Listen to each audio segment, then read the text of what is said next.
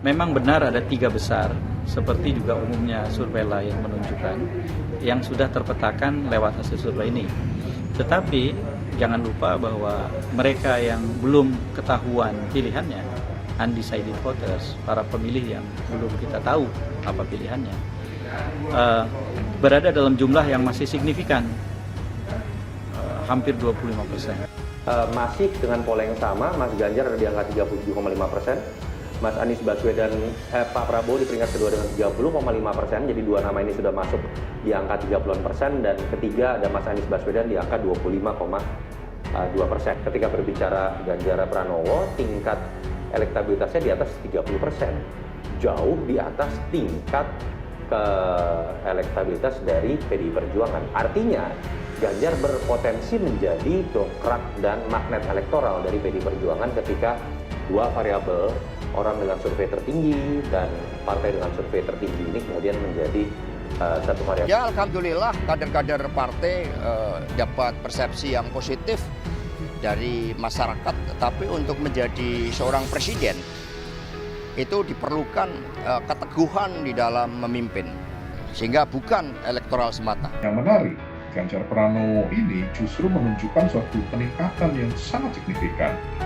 Jika dalam periode sebelumnya atau 6 bulan yang lalu dia menduduki posisi ketiga, masih di bawah Anies Baswedan, kemudian dengan proporsi keterpilihannya atau elektabilitasnya sebesar 7,3%, kali ini melonjak menjadi 13,9%, hampir sama, atau katakanlah masih dalam rentang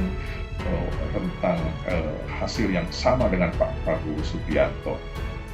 Ganjar Pranowo peringkat pertama, disusul Prabowo Subianto, kemudian Anies Baswedan. Lembaga Survei Polmark Indonesia melakukan survei elektabilitas calon presiden 2024. Hasilnya, Ganjar Pranowo berada di peringkat pertama dengan tingkat elektabilitas sebesar 22,8%. Disusul Prabowo Subianto 17,4%.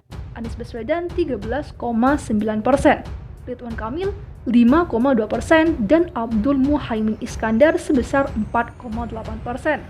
Ujar CEO Polmark Indonesia, E.F. Saifullah Fattah, dalam konferensi pers di kawasan Menteng, Jakarta Pusat pada Kamis 30 Maret 2023.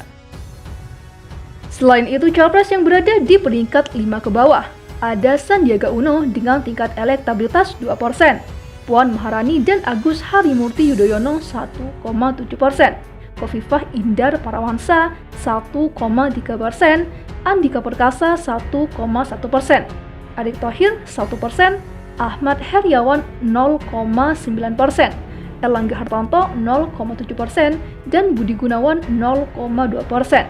Sedangkan 24,9% pemilih yang belum menentukan atau undecided voters. Namun EF menilai data ini sangat memungkinkan terus mengalami perubahan, sebab masih ada pemilih yang belum menentukan jagoannya. Selain itu, survei Polmark mempunyai standar pertanyaan untuk menegaskan apakah pilihan yang dipilih sudah tetap atau akan berubah. EF memastikan masih ada pemilih yang dapat menjatuhkan pilihannya ke kandidat lain. Sangat mungkin ada pemilih yang menjawab masih mungkin untuk berubah. Mereka tentu masih diperebutkan sebetulnya, belum setia pada kandidat masing-masing, jelasnya. Survei dilakukan pada tanggal 23 Januari sampai dengan 19 Maret 2023 di 77 daerah pemilih atau dapil. Survei juga sebelumnya telah dilakukan pada 26 Oktober sampai dengan 3 November 2022 di 1 dapil. Maka, secara keseluruhan, survei digelar di 78 dapil. Survei melibatkan 62.480 responden yang tersebar di hampir seluruh wilayah Indonesia. Survei dilakukan dengan metode multistage random sampling dengan margin of error sebesar 0,4%.